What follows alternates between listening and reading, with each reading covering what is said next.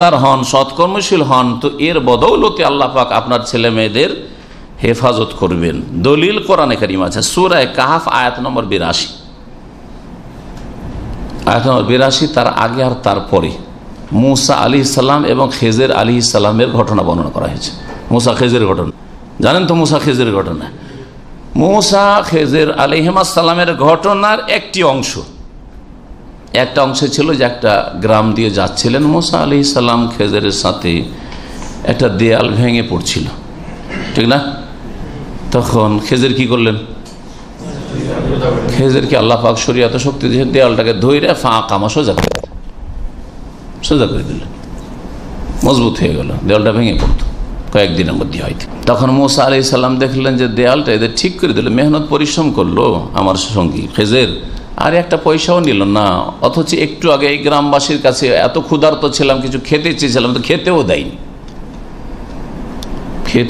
ফ্রিতে, আর কাজ করে দিলাম তাদের, তো না যদি কার পয়সা নিয়ে নি, পয়সা দিয়ে কিনে খাবো, ঠিক না? এই যুক্তিতে মুসা আলাইহিস সালাম বললেন যে লাউ শি'তা আজরা, হে খেজর, আপনি যদি চাইতেন ওদের কাছ থেকে কিছু পারিশ্রমিক নিয়ে নিতেন, দুজন খেতাম, ক্ষুধার্ত আছি, ফ্রি ওদের দেওয়ালটা ঠিক করে দিলেন কেন?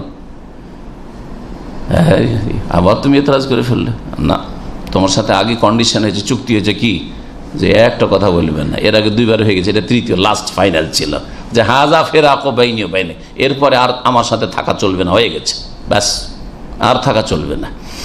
সেখানে কি আছে? আচ্ছা, এখন তো জুদা হয়ে গেলাম দুইজনে। মুসা আলাইহিস সালামকে খেজর বললেন যে আপনি যান, এই তিনটা ঘটনা আমি দেখিয়ে দিলাম, যান আপনি। বলছে ঠিক আছে, তো এই সম্পর্কে জানিয়ে দিই। খেজর বলছে জানিয়ে দিই, আমি এই কাজগুলি কেন করলাম। প্রথম কাজ কি ছিল? হ্যাঁ, নৌকা, নতুন নৌকাকে বা জাহাজকে ফুটো করে দাও, ছিদ্র করে দাও। কি আজব কথা, ক্ষতি করলো, বাজি ক্ষতি করলো। কেন করলাম ওর রহস্য বয়ান করে দিলেন, আমি এই ঘটনার বয়ান করবো না, লম্বা হয়ে যাবে। তার দ্বিতীয় কি ছিল? হ্যাঁ, একটা ছেলে খেলাধুলা করছে, ধৈর্য মেরে বেরিয়ে দিল। আরে আশ্চর্য কথা, মানুষের কাজ হইল, খেজর করছে এই কাজ, এখানে এতরাজ করেছিলেন। আর 3 নম্বর কাজ ছিল দেয়াল ঠিক করে দেওয়া। দেয়ালের ঘটনাটি যেহেতু আমাদের বিষয়টা রয়েছে, যে আজকের বিষয়বস্তু, আল্লাহ পাক বলছেন ওয়াম্মাল জিদারু ফাকানা লিগুলামাইনি ইয়াতীমাইনি ফিল মাদিনা। খেজর আলাইহিস সালাম মুসাকে বলছেন যে রহস্য শুনো, আমি দেয়ালটা কেন ঠিক করে দিলাম ফিরি। এই দেয়ালটি ছিল এই শহরের 2 এতিম বালকের, এরা নাবালক হয়ে আছে এখন, গোলাম নাবালক ছেলেকে বলা হয়, 2 গোলাম 2 বালক, আর এরা এতিম, বাপ মারা গেছে। ওয়াকানা তাহতাহু কানজুন লাহুমা, এই দেয়ালের নিচে তার বাপের পুঁতে রাখা স্বর্ণ সম্পদ রয়েছে, স্বর্ণ চাঁদি রয়েছে, মূল্যবান সম্পদ রয়েছে। ওয়াকানা আবুহুমা সালেহা, আর এই 2 এতিম ছেলের বাপ ছিল বড় নেক লোক। এই কথা হচ্ছে আজকের বিষয়বস্তু। বাপ কি ছিল? বাপ যেহেতু নেক আল্লাহ ভীরু লোক ছিল, সৎকর্মশীল ছিল, ভালো মানুষ ছিল, হ্যাঁ, পরকাল সম্পর্কে চিন্তাশীল ছিল, সেই জন্য বাপের ওসিলাতে, বাপ মারা গেছে, দুনিয়া থেকে চলে গেছে, খেজর আলাইহিস সালাম ওই এতিম 2 ছেলের ঘরটা ভেঙে পড়তে যাচ্ছিল, কি করলেন? ফ্রিতে সোজা করে দিলেন। আর শুধু ঘর ঠিক করে না, ঘরটা পড়ে গেলে কি হইতো? যখন দেয়ালটা পড়ে যেত, নিচে থেকেও স্বর্ণ চাঁদিগুলো যে পুঁতা সেগুলি বেরিয়ে যেত। নাবালক ছেলেরাকে গ্রামবাসী দিত না, সব লুটপাট করে আত্মসাৎ বেঈমানি করে নিত, দখল বসিয়ে দিত, ঠিক না? হ্যাঁ, বঞ্চিত হয়ে যেত ছেলে, 2 ছেলে বঞ্চিত হয়ে এতিমরা।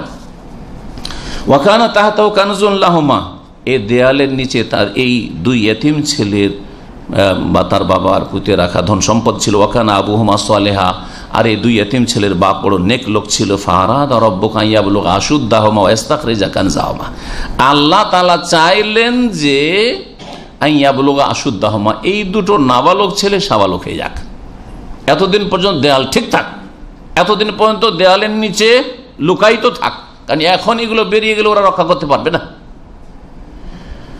ওয়া ইস্তাখরিজা কানজাহুমা, যখন তারা 2 জনে সাবালক হবে তখন, হ্যাঁ, যেইভাবে হোক না কেন এখান থেকে, দেয়ালের নিচে থেকে এই পুঁতে রাখা ধন সম্পদ তারা বের করবে। রহমাতাম মির রব্বিকা, হে মুসা, এটা তোমার প্রতিপালকের পক্ষ থেকে এই 2 ছেলে এতিম ছেলের জন্য রহমত স্বরূপ, আল্লাহ রহমত, এটা আল্লাহর অনুগ্রহ।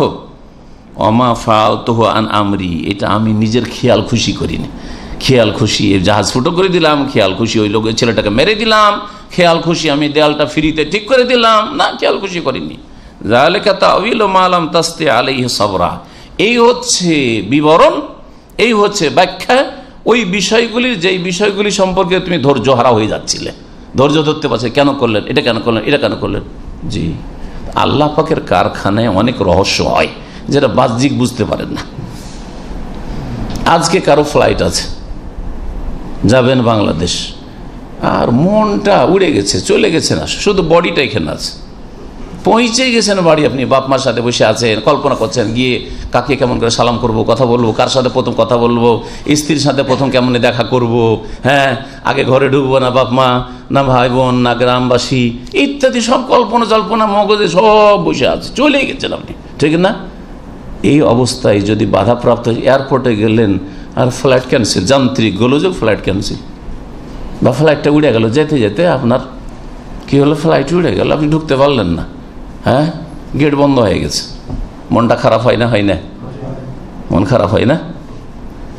আজকে থেকে 20-22 বছর আগে সৌদি এয়ারলাইন্স দিল্লিতে ধ্বংস হয়েছিল একটি, যারা পুরাতন মানুষ জানেন, আর সেটা নাম তো এসে কিন্তু দিল্লি থেকে এসে দাহরান এয়ারপোর্ট ছিল তখন এখানে, জি, এই এয়ারপোর্টের নাম তো একজন লোকের এইরকমই ঘটনা ঘটেছিল, এইরকমই ঘটনা ঘটেছিল। আসলো আস্তে আস্তে, রাস্তায় জামের কারণে এমন লেট হয়েছে, এসে ওর বোর্ডিং কার্ড পেল না, অথবা পেয়েছে কিন্তু বলছে গেট ক্লোজ, তুমি যেতে পারবে না। কাঁদতে কাঁদতে বিদায় হলো, কাঁদতে কাঁদতে গেটের বাইরে গেছে, আর সাথে সাথে খবর, আর মাত্র উড়ার 10 থেকে 15 মিনিটের মধ্যে বিমানটি ধ্বংস হয়েছিল, দূরে গিয়ে নয়, এয়ারপোর্টের পাশেই ধ্বংস হয়েছিল বিমানটি, সকল যাত্রী শেষ। তাতে ইন্ডিয়ার অ্যাম্বাসেডার এবং তার পরিবারের অধিকাংশ সদস্য ছিল। এখানে সেন্ট্রাল হসপিটালে এক ডাক্তার এখানে আসতো, ডাক্তার সাঈদ সাহেব, তার স্ত্রী, তার ছেলে মেয়ে ছিল, সকলে গেছে। ডাক্তার সাহেব এখানে উর্দু সেকশনে বক্তব্য শোনার জন্য আসতেন, তার সাথে আমার পরিচয় ছিল, নাম পর্যন্ত জানি। তো দেখেন, আর ওই লোকটি এখনো বলেন যখন এয়ারপোর্টের বাইরে গেল, ওই বিমানটা ধ্বংস হয়ে গেছে, যেটা আমার টিকিট ছিল, বলেন কি অবস্থাটা তার ভিতরে হবে, কত সে আলহামদুলিল্লাহ পড়বে, ঠিক না, কত যে আল্লাহর শুকরিয়া আদায় করবে যে আমি যে এখনই কান্না করছিলাম আর মন খারাপ করছিলাম, বা আমার ভিসা এক্সপায়ার হয়ে যাবে এই রিস্ক নিয়ে চিন্তা করছিলাম, সময় নেই, আর 3 দিন সময় আছে, যদি 3 দিনের মধ্যে আমি যদি বুকিং না পাই তো গেল আমার ভিসা, এই এতগুলি টেনশন। এখন জানটা বাঁচলো, ভিসার কথা চিন্তা করবে না, জানের কথা, শুকরিয়ার শেষ নেই তার, যাক ভিসা যাক, কিন্তু বেঁচে গেছি, ঠিক না। সুবহানাল্লাহ, আল্লাহ পাকের কারখানা এইরকম বহু কিছু হচ্ছে, বড় সব কিছু হচ্ছে আমাদের চোখের আড়ালে, গায়েব আমরা জানি না। সুতরাং যখন কোনো কষ্টের জিনিস আপনার সামনে আসবে, জানবেন যে ওতে আপনার কল্যাণ আছে, ওতে কি আছে, কল্যাণ আছে। তাহলে ছেলে মেয়েদের আল্লাহ হেফাজত করেন, বাপ মা যদি কি হয়, ভালো মানুষ হয়, নেক হয়।